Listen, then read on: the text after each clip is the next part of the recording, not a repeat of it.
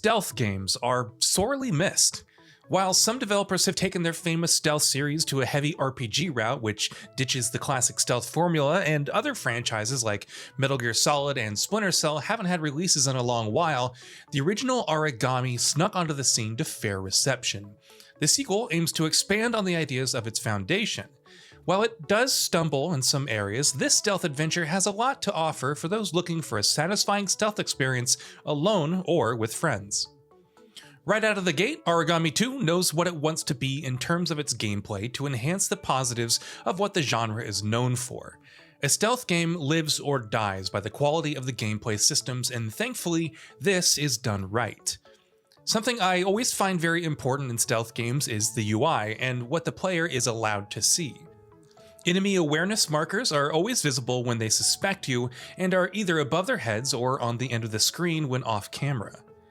Holding the left trigger activates a limited sight that allows you to see through walls and mark enemies, as well as get a general idea of where the objective of the mission is. Another important element of the interface is linked to one of the first traversal tools to learn that is the bread and butter of movement. Teleporting by pressing the right trigger allows you to teleport from ledge to ledge, but only if you're close enough to that ledge or platform. The circle is small, but will turn blue, which allows a jump. From there, enemies can be killed or knocked out from ledges as well, adding just a bit more depth to how to interact with the environment.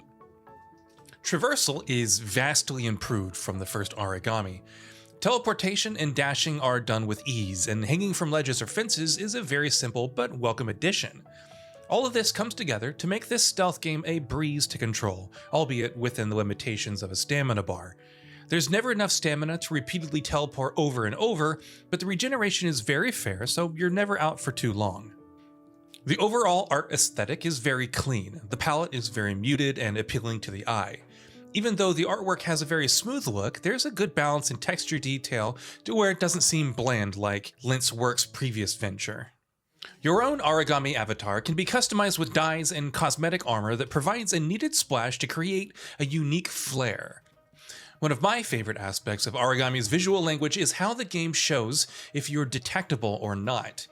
Crouching in a shadow, on a high ledge, or in the stereotypical tall grass, you are undetectable.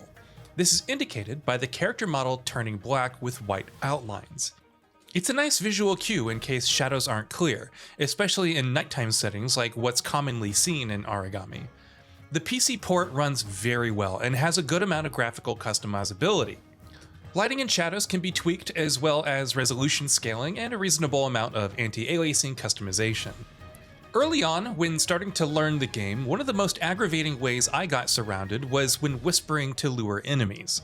The range is so large to where I often lure 2 or more enemies at once, which prompts me to leave the scene.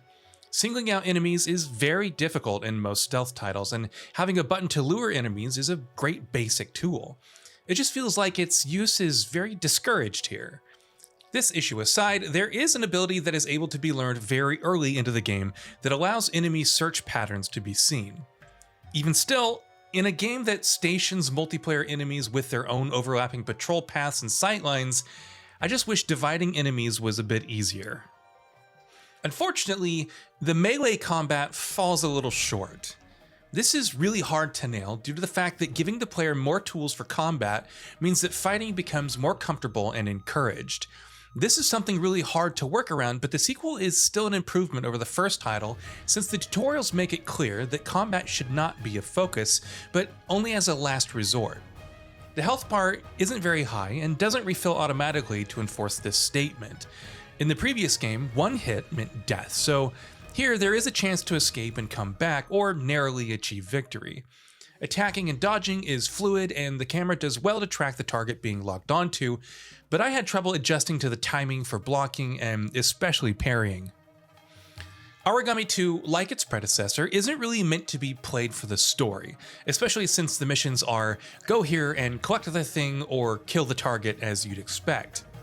As a newly introduced member of the Aragami, taking place 100 years after the first game, the goal is to protect a village and fight alongside the remaining members of the clan. So while the light narrative and motivations end up being a cut above set dressing, multiplayer, or at least the prospect of multiplayer, is. Each mission is selectable from a board, and each mission requires all players to ready up before departure akin to the other mission-based multiplayer titles. Now, we weren't able to test this for review, so server stability or ease of use can't be commented on. There is no server selection from what can be seen, but you may join or create public and private lobbies. For now, whether or not the netcode is worthwhile is up in the air. Something to note is while the map size and missions complements a co-op mentality nicely, this time around, I never felt like I absolutely needed someone else with me to complete objectives, but the help would have been nice since the level layouts incentivize cooperative play. Having more players makes the missions more manageable since the maps are designed with multiple pathways to an objective, but the design of each sometimes felt too daunting of a task for one person. However, after some trial and error in the earlier hours, it's easy to understand how to navigate each mission with enough patience. At the end of a mission, XP and gold are rewarded. Performance is graded with metrics like time and how the hostiles were and were not dealt with, and collectibles gathered. Replaying missions is optional, and it's good to go back in to find secrets, equipment blueprints, and grab some extra coin, but rewards for finishing a level more than once are drastically reduced. One other benefit to multiplayer is that since there is gold scattered around, it takes less time to sweep the area with multiple players. Gold and skill points gained from leveling up are spent in a village hub. There, you can acquire passive and active skills and equipment like kunai. Blueprints are also available to collect, allowing for more equipment. Aragami 2 has some satisfying stealth challenges available to take on solo or with other players. The visuals are a major step above the original, enemy placement and AI makes it hard to separate them, but the suite of visual cues help to better understand how many foes there are and what their path is to plan a route.